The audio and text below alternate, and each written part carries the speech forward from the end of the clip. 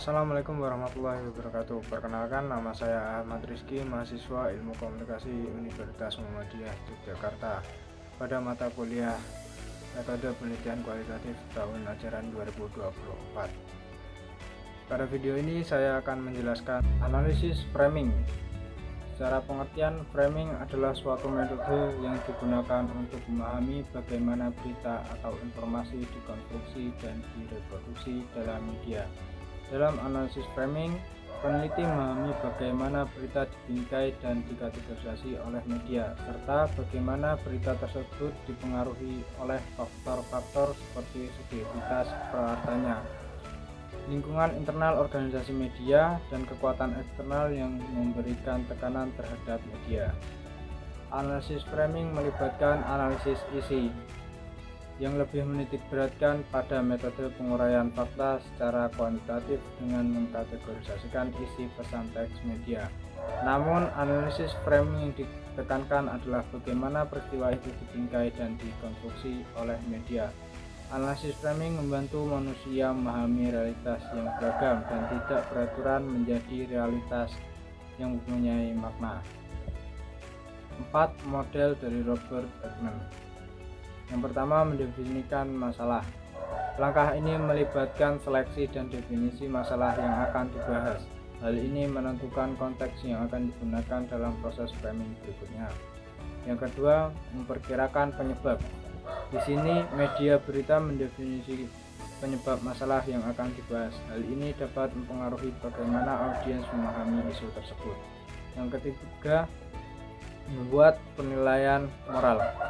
Langkah ini melibatkan evaluasi moral dari masalah dan penyebabnya. Hal ini membantu menentukan bagaimana audiens memahami moralitas dari suatu isu. Yang keempat, penyaranan solusi. Langkah terakhir melibatkan rekomendasi solusi untuk mengatasi masalah yang dibahas. Hal ini dapat mempengaruhi bagaimana audiens memahami apa yang harus dilakukan tentang suatu isu. Model dari William Johnson. Dia adalah seorang ahli komunikasi untuk memahami bagaimana berita mempresentasikan informasi. Model yang pertama, reasoning device. Yang pertama ada premis dasar atau klaim moral yang digunakan untuk memperkuat argumen. Yang kedua, efek yang didapat dari bingkai yang diberikan yang membantu dalam memahami akibat dari suatu tindakan. Model yang kedua, framing device. Yang pertama, cara memindah makna atau merealisasikan dua fakta melalui analogi ataupun kiasan. Yang kedua, mengemas fakta tertentu secara mendalam agar suatu sisi bobot makna lebih untuk dijadikan rujukan atau pelajaran. Bisa menggunakan teori perbandingan untuk memperjelas bingkai. Yang ketiga, istilah bentukan kata atau frase yang menarik menonjol dalam suatu wacana yang merujuk pemikiran atau semangat tertentu. Yang keempat, penggambaran fakta dengan memakai kata, istilah, kalimat, konotatif agar khalayak terarah ke cerita tertentu. Yang kelima, memakai foto, diagram, grafis, tabel, kartun, dan sejenisnya untuk mengekspresikan kesan, misalnya perhatian atau penolakan. Dibesar, kecilkan, ditabelkan, dan dimiringkan yang persuasif.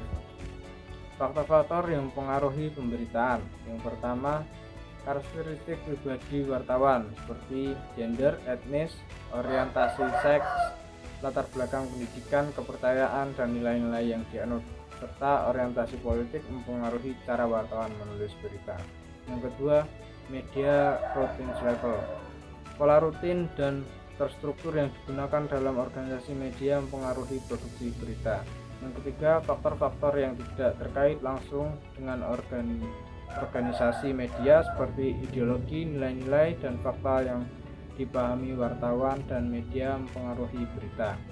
Yang keempat, faktor-faktor yang terkait dengan media itu sendiri seperti sumber, kualitas informasi mempengaruhi berita. Yang kelima, ideologi wartawan dan media mempengaruhi cara berita disajikan dan diinterpretasikan. Sekian dan terima kasih.